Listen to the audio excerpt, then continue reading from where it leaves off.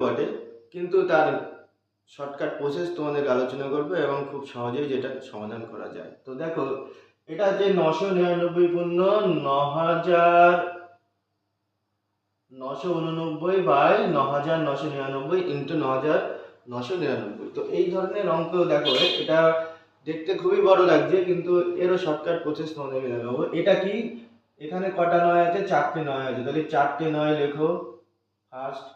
এবার এখানে যে 3টে নয় আছে এর বদলে এখানে 3টে শূন্য লেখো। দিয়ে এবার এই লব এবং হর এদের মধ্যে ডিফারেন্স কত? 10। তাহলে এর থেকে মাইনাস করো 10।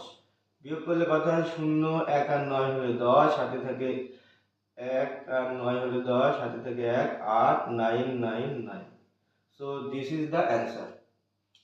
ওকে, তো এটাকে যদি গুণ করতে তাহলে বহু টাইম লাগতো। সো আই থিঙ্ক তোমরা সবাই বুঝতে পেরেছো।